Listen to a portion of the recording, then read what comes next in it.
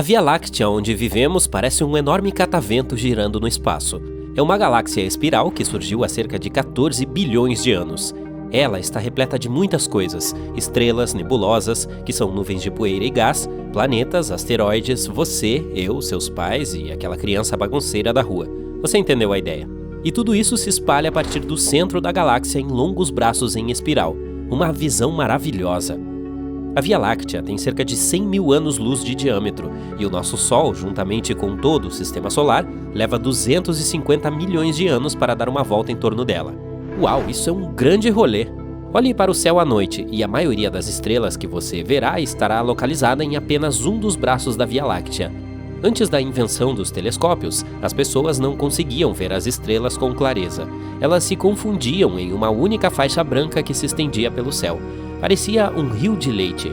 Foi assim que surgiu o nome da nossa galáxia. Agora vamos às notícias recentes e muito empolgantes. Uma equipe internacional de cientistas descobriu algo que nunca havia sido visto antes, escondido no centro da Via Láctea, e que lembra o código Morse. Será que nossa galáxia está tentando se comunicar conosco? No início dos anos 80, os astrônomos descobriram filamentos gigantes e unidimensionais pendurados verticalmente perto de Sagitário A, o buraco negro supermassivo central da nossa galáxia. E recentemente, um novo tipo de filamento foi encontrado, mas ele é muito mais curto e se encontra horizontal ou radialmente. Em outras palavras, está se espalhando como raios de uma roda, afastando-se do buraco negro. É interessante notar que, embora os dois tipos de filamentos tenham certas semelhanças, os pesquisadores acreditam que eles provavelmente têm origens diferentes. Os verticais se estendem pela galáxia, elevando-se a até 150 anos-luz de altura, mas os horizontais se assemelham aos traços e pontos do código Morse. Os cientistas ficaram muito empolgados quando fizeram essa descoberta, mas tiveram que fazer muitas pesquisas para ter certeza de que as estruturas eram de fato o que pareciam, e conseguiram confirmar que os filamentos não eram aleatórios, mas estavam ligados ao fluxo de saída do buraco negro. Graças a eles, foi possível estudar o giro do buraco negro e a orientação de seu disco de acreção, um disco rotativo de matéria formado ao redor do buraco negro sob a influência de sua imensa força gravitacional. Mas vamos dar uma olhada mais de perto nos filamentos de que falamos. Há cerca de 1000 verticais, que aparecem em pares e agrupamentos e geralmente estão igualmente espaçados ou lado a lado, como as cordas de uma harpa. Já as suas contrapartes horizontais parecem ter cerca de 6 milhões de anos. Agora, ambos os tipos são unidimensionais. Eles podem ser vistos com ondas de rádio e parecem estar ligados a processos que ocorrem no centro galáctico. É isso aí, as semelhanças terminam aí. Os filamentos verticais são perpendiculares ao plano galáctico. Os horizontais são paralelos, mas ao mesmo tempo apontam radialmente para o centro da galáxia e para o buraco negro. Os filamentos verticais são magnéticos, os horizontais parecem emitir radiação térmica. Os verticais contêm partículas que se movem em velocidades muito próximas à velocidade da luz. Os horizontais não fazem isso. Há muito mais filamentos verticais, e eles são muito maiores, 150 anos-luz contra 5 a 10 anos-luz no máximo. De qualquer forma, a nova descoberta ainda está repleta de toneladas de coisas desconhecidas, e os astrônomos estão prontos para começar a desvendá-las. Mas os filamentos não são o único fenômeno inesperado e bizarro no Sistema Solar.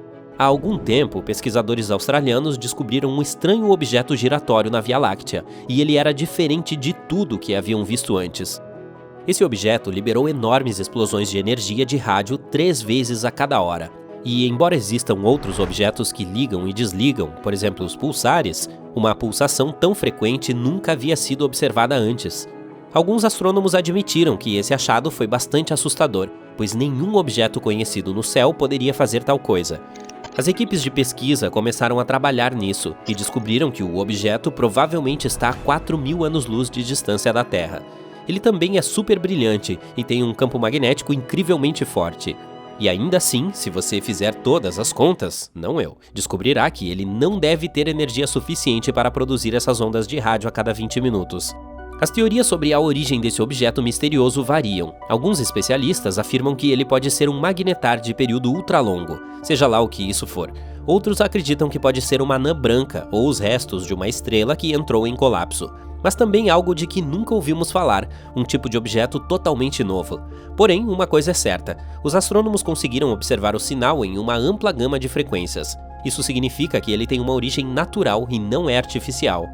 Agora, há outro mistério sobre a Via Láctea. O que posso dizer? Bem, é um lugar misterioso. Há cerca de 15 anos, os astrônomos lançaram o telescópio espacial Fermi de raios gama. Estes são uma forma de luz de energia incrivelmente alta. É por essa razão que quando você observa o céu por meio desse telescópio, em vez de usar os próprios olhos, a diferença é impressionante. Assim, quando os astrônomos começaram a utilizar o aparelho, notaram que o centro da nossa galáxia emitia muito mais radiação gama do que, por exemplo, seus arredores. Para simplificar, algo está brilhando incrivelmente bem no meio da Via Láctea. Mas o mais desconcertante é que ninguém conseguiu encontrar uma explicação plausível para esse fenômeno por quase uma década. Alguns astrônomos sugeriram que a região central da Via Láctea estava brilhando com tal intensidade porque a matéria escura estava sendo destruída ali. Embora ninguém jamais tenha observado a aniquilação da matéria escura, os cientistas têm levantado hipóteses sobre esse fenômeno há muito tempo. Naturalmente, não seríamos capazes de ver a matéria escura em si, mas o processo poderia estar produzindo a radiação que o telescópio de raios gama detectou. É assim que isso poderia estar acontecendo.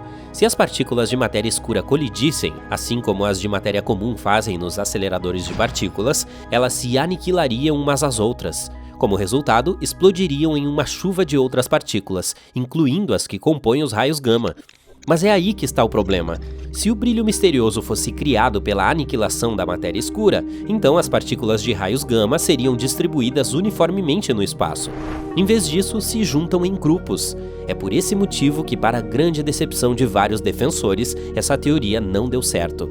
Há uma explicação alternativa para o fato de a Via Láctea estar brilhando. O culpado pode ser um grupo de pulsares de milissegundos, que são estrelas de nêutrons girando incrivelmente rápido. E quando digo rápido, quero dizer cerca de 1000 vezes por segundo. Essa hipótese é bastante plausível. Como mencionei anteriormente, a luz que vem de lá é irregular em vez de suave, o que geralmente acontece quando a fonte dela é um objeto individual, como um pulsar. Vários estudos concluíram que, devido à natureza da luz, os pulsares de milissegundos são a melhor explicação para esse fenômeno. Entretanto, muitos cientistas ainda não estão convencidos. Esses teimosos querem provas, certo?